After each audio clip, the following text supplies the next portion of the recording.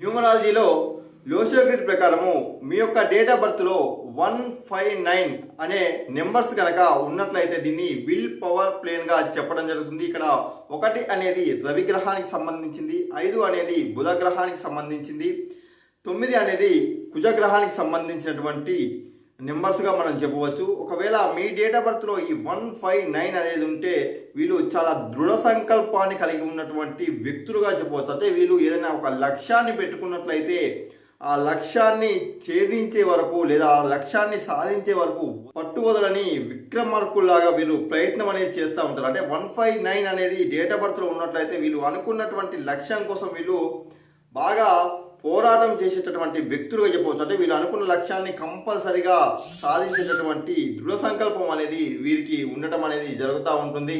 పట్టుదల అనేది కలిగి ఉండటం అనేది జరుగుతూ ఉంటుంది. అంతేకాకుండా వీరికి మంచి కమ్యూనికేషన్ అనేది కూడా చాలా ఎక్కువగా ఉంటుంది. అంటే వీళ్ళు అందరితో కూడా ఏంటంటే మంచి సంబంధాలు కలిగి ఉండేటటువంటి వ్యక్తులుగా, అందరినీ ఒక ఆకర్షించేటటువంటి వ్యక్తులుగా ఈ 159 ఉన్నటువంటి వ్యక్తులను మనము చెప్పవచ్చు. సమాజంలో వీళ్ళకంటూ ఒక ప్రత్యేకమైనటువంటి గుర్తింపు ఉండే అవకాశం అనేది ఉంటుంది. అంటే 159 కలిగినటువంటి వ్యక్తులు చాలా వరకు ఏంటంటే అందరితోని కలుపుగోలుగా ఉండటము, వీళ్ళు అనుకున్నటువంటి లక్ష్యాల వైపు వెళ్ళే అవకాశం ఉంటుంది.